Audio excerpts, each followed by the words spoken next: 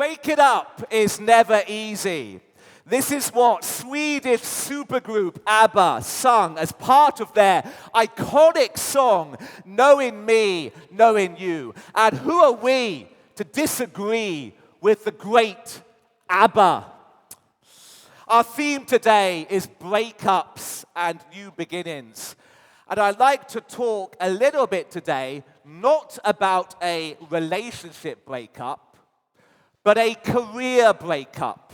My breakup with the law, the legal profession. I sometimes get asked how and why it happened, what I learned from it, and most importantly of all, why it wasn't easy. So let's go back to the very beginning. This is me.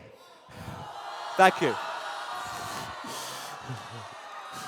Thank you. This is me as a university student 25 years ago. And I can promise you that haircut at the time was almost fashionable. Now, back then, we didn't really have much in the way of careers guidance. Some of my classmates were very lucky in that they knew exactly what they wanted to do. I didn't have that same degree of certainty. I gravitated towards the law because of two main reasons. Number one was the financial aspect, the money, what at the time I thought was the most precious resource we have. Money. You rarely see a poor lawyer, or so I thought at the time.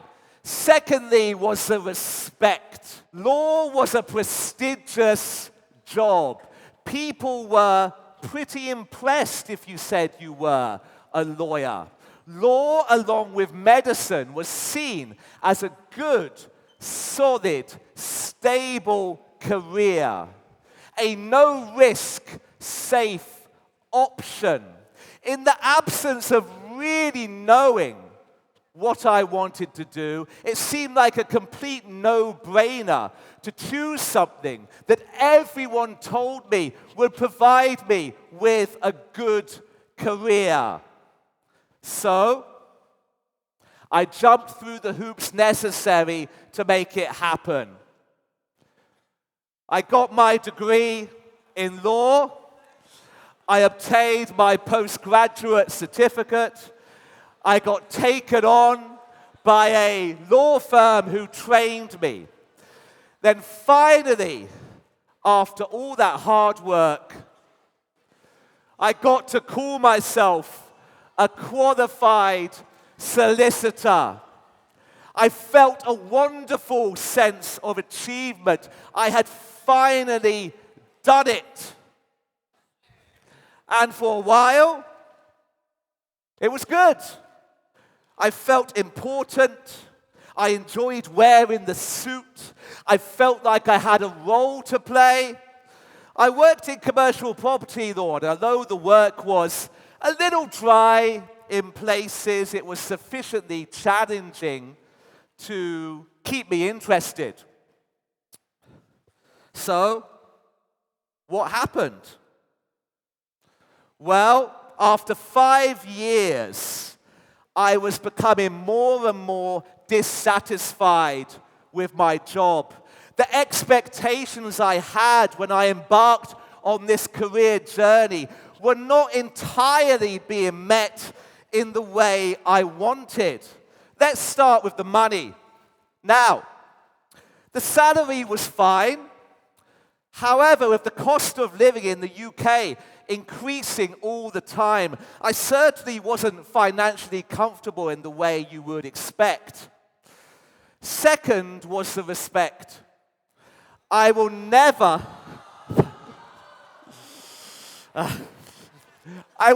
forget what I read in a well-known legal publication that said, nobody cares if you're a lawyer anymore. All you are is a business person.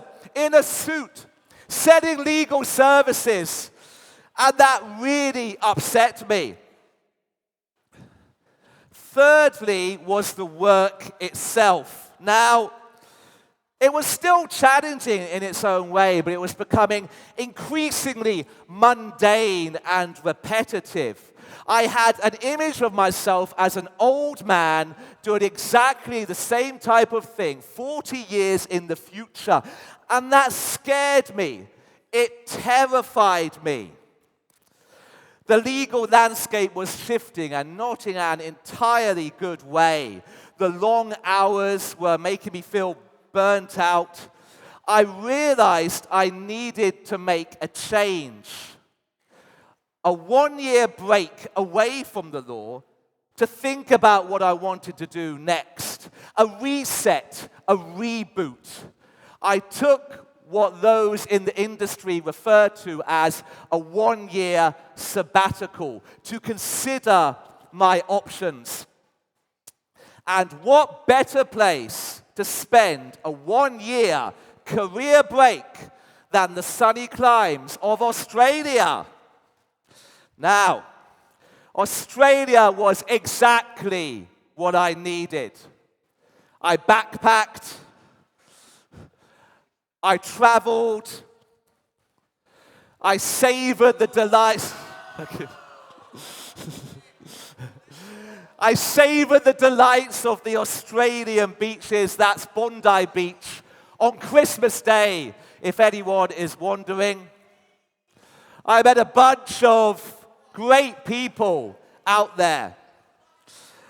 And it was one of those people, Rudy, who happened to be a Chinese student, who first suggested the idea of teaching English in China. Now, when he said that, I laughed. I thought it was the most ridiculous idea I had ever heard. I thought, well, you need to speak Chinese to teach English in China, which I didn't.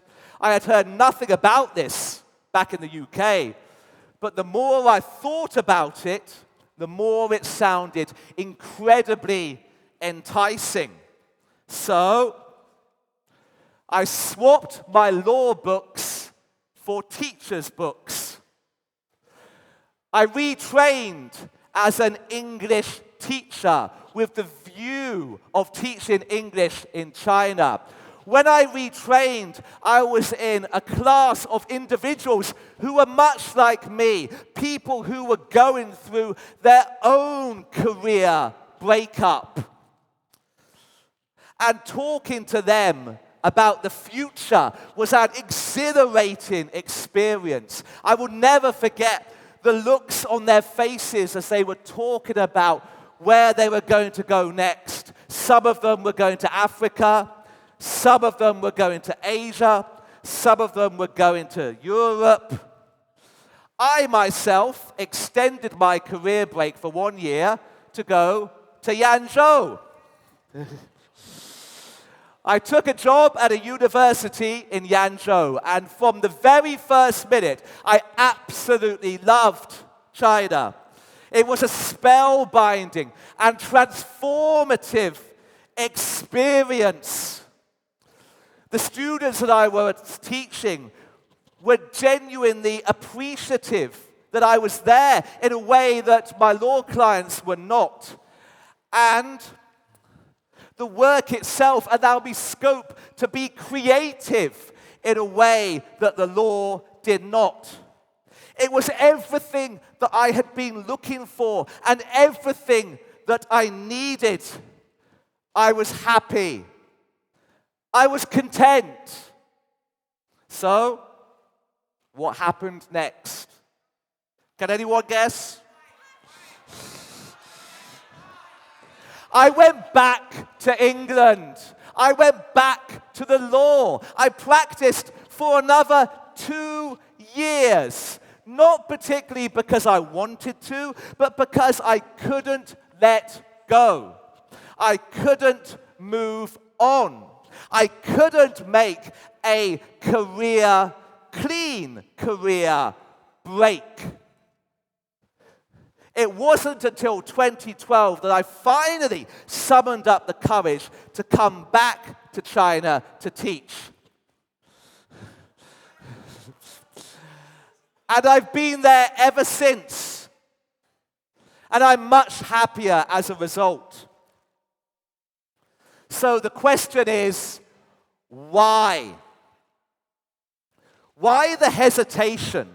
Why the sitting on the fence? Why did it take me 4 years to break up from my career when I could have done it in 4 weeks? And why is it that so many of us struggle to leave our old careers behind? A World Gallup poll states that a staggering 85% of people are unhappy in their careers. But they don't quit. They grind on. They continue in the way I did. We delve into networking websites like LinkedIn for some reasons as to why this might be. And there were 2 reasons that really stuck out for me and that were definitely relevant to my situation. First was emotional involvement. We become emotionally attached to our careers that makes it much more difficult to let go.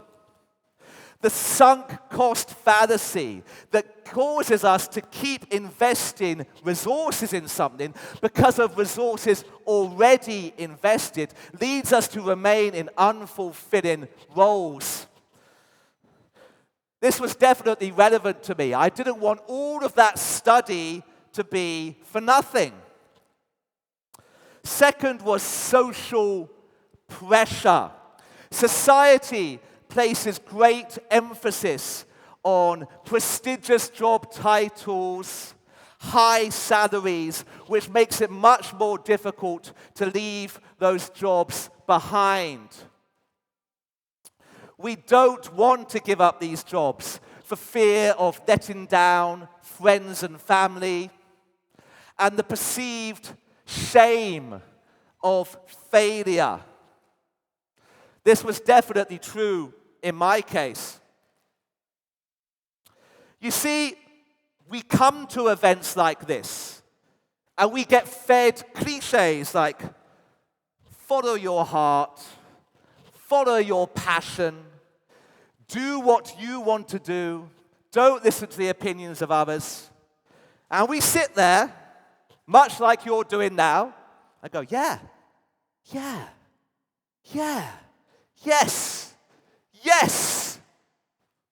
And then we go outside and we do the complete opposite. For what it's worth, I agree with all of those sentiments, but we shouldn't pretend that we live in a vacuum.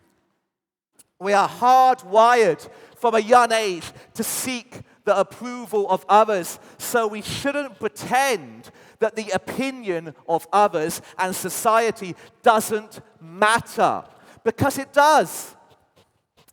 It mattered to me all those years ago that the law was prestigious when I decided to embark on my career journey. And it mattered to me when I had to make the decision to leave it behind for good. You see, leaving a legal career in England to teach English in China just wasn't what someone did back then. It certainly wasn't something that any of my friends or family could really understand. However, the salient point, I think, is this. 30% of children between the ages of 8 and 12 in America now want to be YouTubers.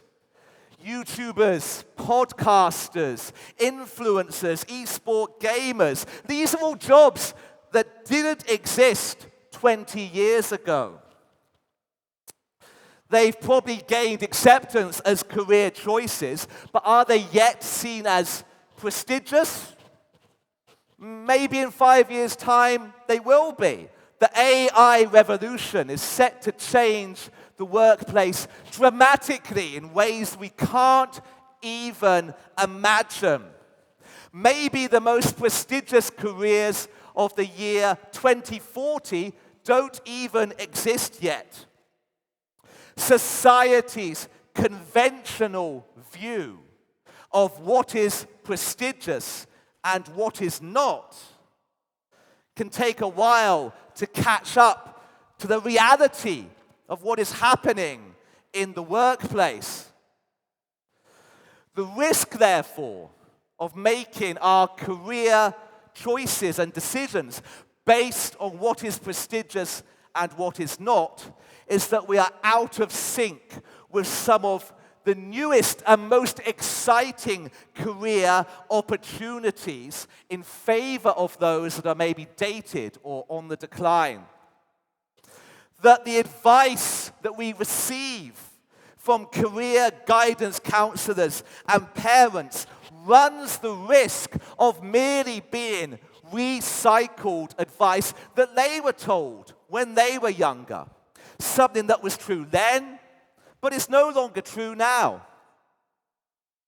So, in conclusion, just like Abba said it wouldn't be, breaking up for me wasn't easy. It was a lot more drawn out and protracted than it needed to be, a career breakup that took 4 years and not 4 weeks. However, I am grateful for what it taught me. It taught me to not make career choices based solely on what is prestigious and what is not. It taught me the importance of shutting out the external noise when you try to make these decisions. But most importantly of all, the importance of being decisive in career choices, in career breakups, and in life in general. You see, there are a lot of young people in this audience today, who I see over there. And when I was that age, I have to say, I had absolutely no concept of time. I didn't care about time. It was all limitless. However, unfortunately, as you get older, you come to realize that actually it's time that doesn't care about you. And I learned that money is not the most precious resource we have. It is time, and we shouldn't waste a moment of it. Thank you for listening. Thank you.